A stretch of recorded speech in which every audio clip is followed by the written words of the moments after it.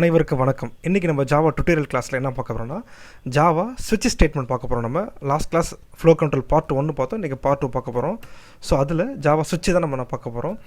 இப்போ Java ஸ்விட்சில் first Java ஸ்விட்ச்னால் முதல்ல என்ன, ஏன் அது இஃபெல்ஸ் எக்ஸ்டென்ஷன் நம்ம சொல்கிறோம் நம்ம, அதுக்கப்புறம் எதுக்காக நம்ம ஸ்விட்ச் ஸ்டேட்மெண்ட் போகிறோம், அப்புறம் சின்டெக்ஸு, அப்புறம் இந்த ஸ்விட்ச் ப்ராக்கெட்டுக்குள்ளே என்னென்ன டேட்டா டைப் அலோவ் பண்ணும், என்ன டேட்டா டைப் அலோவ் பண்ணாது, அதோட ரூல்ஸ் அண்ட் ரெகுலேஷன், அப்புறம் ப்ராக்டிக்கல் ப்ரோக்ராம் தான் நம்ம டெப்த்தாக பார்க்க போகிறோம்.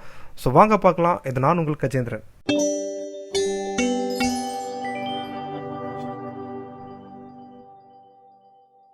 இந்த கிளாஸில் பார்த்தோன்னா ஃப்ளோ கண்ட்ரோல் பார்ட் 2, அதில் வந்து ஸ்விட்ச் ஸ்டேட்மெண்ட் தான் நம்ம பார்க்க போகிறோம்.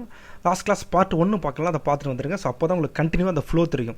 இன்றைக்கி நம்ம என்ன பார்க்க போகிறோம், ஜாவா ஸ்விட்ச் ஸ்டேட்மெண்ட்டு. இப்போ சில பேர் என்ன சொல்லுவாங்க, இந்த இஃபெல்ஸோட எக்ஸ்டென்ஷன் தான் ஸ்விட்ச் ஸ்டேட்மெண்ட் சொல்லுவாங்க. So 100% correct. இஃபெல்ஸோட எக்ஸ்டென்ஷன் தான் ஜாவா ஸ்விட்ச் ஸ்டேட்மெண்ட்.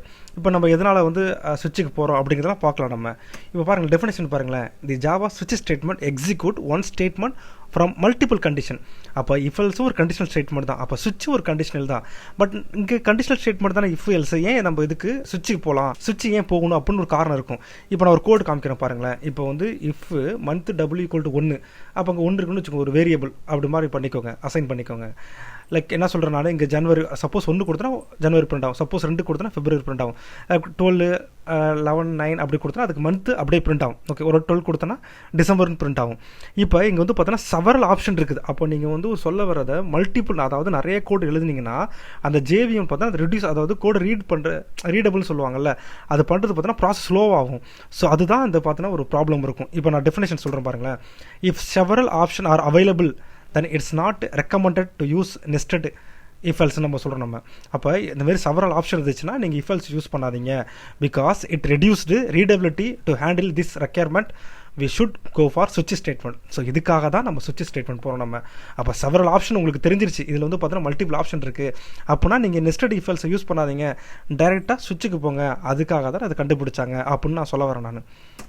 இப்போ பாருங்களேன், இதில் வந்து ஸ்விட்சு ப்ராக்கெட்டில் மந்த்னு ஒரு வேரியபிளை கால் பண்ணியிருக்கேன். கேஸ் சேம் அதே கோடு தான், பட் அங்கே நிறைய ஆப்ஷன் இருக்கும். இங்கேயும் பார்த்தோன்னா அதே 10 லைனா, இங்கேயும் அதே 10 லைன் தான் எழுதுறோம் நம்ம.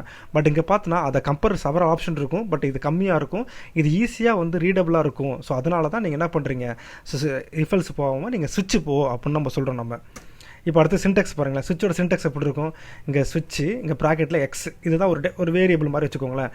இப்போ case 1, case 2, case n and so on default. So அப்போ ஸ்டேட்மெண்ட் இங்கே சம்திங் ஸ்டேட்மெண்ட் தான் பிரேக். இதெல்லாம் வந்து பார்த்தீங்கன்னா பிரேக் எழுதக்கூடாது, ஆப்ஷனல் தான். So not a mandatory. ஓகேங்களா, இதான் வந்து பார்த்தீங்கன்னா ஒரு ஸ்விட்ச் கேஸோட சின்டெக்ஸ். ஸோ அடுத்தது இப்போ வந்து பார்த்தோன்னா தி அலௌடு ஆர்குமெண்ட் டைப் ஃபார் ஸ்விட்ச் ஸ்டேட்மெண்ட். இது வந்து என்ன, அந்த ஆர்குமெண்ட் ப்ராக்கெட் இருக்குல்ல, இந்த ப்ராக்கெட் இருக்குல்ல, இதில் என்ன டைப் அலோவ் பண்ணும் அது சொல்கிறேன் பாருங்கள். இப்போ Java 1.4 வெர்ஷனில் byte, short, char, into allow பண்ணுச்சு. ஆனால் வந்து பார்த்தீங்கன்னா 1.7 ஸ்ட்ரிங்கு சேர்த்து அலோவ் பண்ணுச்சு. இப்போ பார்த்தீங்கன்னா ஜாவாவில் மொத்தம் 8 டேட்டா டைப் இருக்குது. Byte, short, char, int, float, long, double, string, boolean. இப்போ 8 டேட்டா டைப் இருக்குது. ஆனால் இதில் பார்த்தீங்கன்னு வச்சுக்கோங்களேன், இதில் பார்த்தீங்கன்னா 5 டேட்டா டைப் தான் எழுதிருக்கோம் நம்ம, ஆனால் மீதி 3 நம்ம எழுதவே இல்லை. என்ன காரணம்னா, இப்போ பைட்டு பார்த்துக்கலாம், பைட்டோட ரேஞ்ச் உங்களுக்கு தெரியும். இப்போ -127 128 ப்ளஸ் 127 சொல்லுவோம் நம்ம. ஸோ அது வரையும் நம்ம யூஸ் பண்ணலாம் நம்ம. ஸோ அடுத்து ஷார்ட்டு -32,230 சம்திங் ப்ளஸ் 32,000 வரும். அப்போ கேர், ஓகேங்களா. அப்புறம் பார்த்தீங்கன்னா இன்ட்டோட ரேஞ்ச் இங்கே எழுதியிருக்கேன் நான். இப்போ ஏன் நம்ம வந்து லாங் டபுளாக யூஸ் பண்ணலன்னா, இப்போ நான் வந்து ஃப்ளோட் வச்சுக்கணும்னு வச்சுக்கோங்க. இப்போ ஒரு அசியூம் பண்ணிக்கோங்க, ஃப்ளோட் வந்து ஸ்விட்சில் எழுதுறோம். இந்த இடத்துல நான் ஃப்ளோட்டு டைப்பை கொடுத்துருன்னு வச்சுக்கோங்களேன். ஃப்ளோட்டு இப்போ 0 இங்கே 1 இருக்குன்னு வச்சுக்கோங்களேன். இப்போ அது எத்தனை கேசஸ் இருக்கும், 0.1, 0.1.1, 0.1.1.2, இதுமாரி இன்ஃபைனிட் ஆஃப் கேசஸ்லாம் இருக்கும்ல. ஸோ அதனால தான் பார்த்தீங்கன்னா இந்த இது அலோவ் பண்ணாது, ஃப்ளோட் டைப் அலோவ் பண்ணாது. ஒருவேளை அசியூம் பண்ணிங்க இங்கே ஸ்விட்ச் ப்ராக்கெட்டுக்குள்ளே பூலியன் டைப்னு வச்சுக்கோங்களேன். இப்போ பூலியன் டைப்னா மொத்தம் 2 தான், ஒன்று ட்ரூ இல்லை ஃபால்ஸு. இப்போ ரெண்டு கண்டிஷன் தான் எழுத முடியுமே. அதுக்கு நீங்கள் என்ன பண்ணலாம், நீங்கள் இஃபெல்ஸை யூஸ் பண்ணலாம். எதுக்கு நீங்கள் ஸ்விட்சுக்கு வரீங்க? ஸோ அப்படி தான் நான் சொல்கிறேன் நான், ஈஸியாக நீங்கள் புரிஞ்சுக்கோங்க. ஸோ அதனால தான் நம்மளுக்கு வந்து இந்த டேட்டா டைப் மட்டும் அலோவ் பண்ணும். இப்போ பார்த்துன்னு வச்சுக்கோங்க, இதை தாண்டி நீங்கள் கேஸ் கண்டிப்பாக கொடுக்க மாட்டீங்க. ஸோ அதனால தான் நம்ம இன்ட்ரோட நிப்பாட்டிட்டாங்க அவங்க. இப்போ நான் சொன்னது அப்படியே நான் ப்ராக்டிக்கலாக பண்ணி காமிக்கிறேன் உங்களுக்கு. ஸோ அப்போ தான் உங்களுக்கு கிளியராக தெரியும். திரும்ப சொல்கிறேன், எந்த ஒரு ப்ரோக்ராமிங் லாங்குவேஜுமே கற்றுக்குன்னா இன்டெப்த்தாக கற்றுக்கணும். இப்போ நம்ம சொல்லிக் கொடுக்குறோன்னா ஒரு நோட்டு பேனை எடுத்துக்கிட்டு அப்படி நோட் பண்ணால் மட்டும்தான் ஒரு விஷயத்தை நீங்கள் ஃபுல்லாக கற்றுக்க முடியும். அப்படி இல்லைன்னா உங்களால் கம்ப்ளீட் பண்ண முடியாது, இன்கம்ப்ளீட்டாக தான் இருக்கும். ஏன்னா வந்து அடிக்கடி சொல்லுவாங்க, தெரியாமல் இருக்கிறது தப்பு இல்லை, ஸோ தெரிஞ்சிக்காமல் இருக்கிறது தான் தப்புன்னு சொல்லுவாங்க. சரி வாங்க பார்க்கலாம். இப்போ நம்ம ப்ராக்டிக்கலாக பண்ணி காமிக்கிறேன் நான். ஸோ ஆல்ரெடி ஒரு ஃப்ளோ கண்ட்ரோல் ஒரு ப்ராஜெக்ட் க்ரியேட் பண்ணியிருக்கேன். ஸோ அதில் நான் புதுசாக ஒரு பேக்கேஜ் க்ரியேட் பண்ணுறேன்.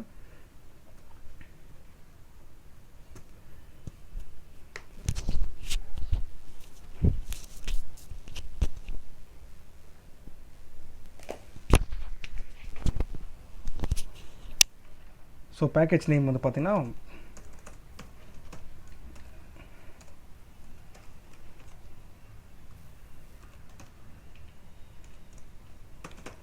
ஸோ பார்த்து சுவிட்சுன்னு வச்சுக்கிறேன். நான் ஒரு கிளாஸ் க்ரியேட் பண்ணுறேன். நான்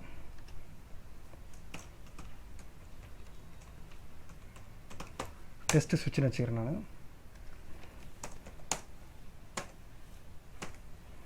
ஸோ இங்கே பாருங்கள், நான் ஸ்ட்ரைட்டாக மெயின் மெத்தட் போகிறேன். இப்போ நம்ம ஸ்விட்சு SW8 ஸ்விட்சு கொடுத்துட்டு ஸோ இப்படி கொடுக்குறோம். நம்ம இப்போ இந்த இடத்துல நான் என்ன பண்ணுறேன், ஒரு 10ன்னு கொடுக்குறேன். நான் இப்போ 10ங்கிறது இன்டிஜர் நம்பர் தான். இப்போ என்ன பண்ணுறேன், நான் 10.55ன்னு கொடுக்குறேன். நான் இப்போ 10.55Fங்கிறது பார்த்தோன்னா ஃப்ளோட். அப்போ இது என்ன பண்ணுறேன், அலோவ் பண்ணல நம்மளுக்கு. அப்போ ஃப்ளோட் டைப் அதான் சொல்லுங்களேன், cannot switch on value of the float type allow பண்ணல. இப்போ இது ஒரு ரூல். இன்னொரு ரூல் பார்த்தீங்கன்னா, நான் வந்து இங்கே 10ன்னு கொடுத்துட்டு இந்த கர்லி பிரேசஸ் எடுத்துகிறேன். நான் நல்லா பாருங்கள், ஜாவாவில் பார்த்தீங்கன்னா இஃபாக இருக்கட்டும், இல்லை இஃபெல்ஸாக இருக்கட்டும், இல்லை ஒயிலாக இருக்கும், இல்லை டூ ஒயிலாக இருக்கட்டும், ஃபாராக இருக்கட்டும், என்ஹான்ஸ் ஃபார் லூப்பாக இருக்கட்டும், இது எல்லாத்துக்குமே இந்த open curly braces close curly பிரேஸுங்கிறது ஆப்ஷனல் தான், பட் மேண்டேட்டரி கிடையாது. ஆனால் சுவிட்சில் பார்த்தீங்கன்னா கம்பல்சரி மேண்டேட்டரி, இது கொடுத்து தான் ஆகணும். ஸோ இதுதான் ரூல், ரொம்ப ரொம்ப இம்பார்ட்டன்ட் ரூல். இப்போ பார்த்தீங்கன்னா, இப்போ சுவிட்சுக்குள்ளே ஓப்பன் கர்லி பிரேசஸ் கொடுத்துறீங்க, டெஃபினட்டாக ஏதாவது ஒரு கேஸ், டிஃபால்ட்டாக ஏதாவது ஒரு கேஸ் இருக்கணும்.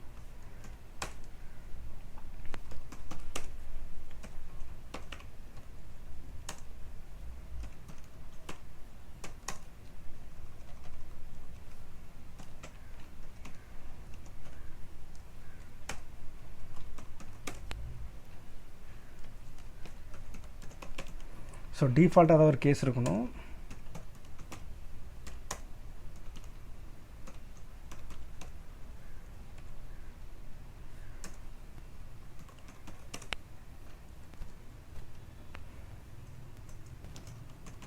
பாருங்கள், ஒரு சுவிட்ச் ப்ரோக்ராம் எழுதியிருக்கேன். இப்போ ரன் பண்ணுறேன். ரன்னஸ் ஜாவா அப்ளிகேஷன் கொடுத்துறேன். இப்போ எனக்கு அவுட்புட் வந்து ஹலோன் பிரிண்ட் ஆகுது. எப்படி ஹலோன் பிரிண்ட் ஆகுதுன்னா, இங்கே ஸ்விட்சுக்குள்ளே நான் 10ன்னு கொடுத்துருக்கேன். இந்த கேஸில் பார்க்கும், இங்கே இருக்காது, இங்கேயும் இருக்காது. அப்போ டிஃபால்ட் இங்கே வந்து நம்மளுக்கு ஹலோன் பிரிண்ட் ஆகும். அப்போ இது ஒரு ட்ரூ ஆர் ஃபால்ஸ் மாதிரி தான் ஒர்க் ஆகும். அதுதான் நம்ம சொல்கிறோம் இஃபெல்ஸோட எக்ஸ்டென்ஷன் நம்ம சொல்கிறோம். நம்ம ஸோ இதுதான் நம்ம சுவிட்ச். ஏன்னா சுவிட்சுங்கிறது பார்த்தீங்கன்னா வந்து நம்ம எதுக்காக சுவிட்ச் போகிறோம்னா, நீங்கள் மோர் தென் ஆப்ஷன், உங்களுக்கு செவரல் ஆப்ஷன் இருந்துச்சுன்னா அப்போ நீங்கள் ஸ்ட்ரைட்டாக வந்து இந்த நெஸ்டட் இஃபெல்ஸ் யூஸ் பண்ணாதீங்க, டைரெக்டாக சுவிட்ச் வந்து யூஸ் பண்ணுங்கள். ஸோ அதுக்காக தான் சுவிட்சை நம்ம யூஸ் பண்ணுறோம். நம்ம சொல்கிற மாதிரி பார்த்தோன்னா இன்ட்டு டைப் யூஸ் பண்ணலாம், பைட்டு, ஷார்ட்டு, ஃப்ளோட்டு, கேரு யூஸ் பண்ணலாம், ஸ்ட்ரிங் யூஸ் பண்ணலாம். இந்த டேட்டா டைப் மட்டும் தான் யூஸ் பண்ண முடியும், மற்ற டேட்டா டைப் யூஸ் பண்ண முடியாது. ஸோ நான் அப்லோட் பண்ணுற வீடியோ நீங்கள் தொடர்ந்து பாருங்கள். யாராச்சும் படிக்கணும் உள்ள இன்ட்ரெஸ்ட்டுங்களை உங்களுக்கு ஷேர் பண்ணுங்கள். ஸோ தொடர்ந்து பேசலாம். இது நான் உங்களுக்கு கஜேந்திரன். நன்றி, வணக்கம்.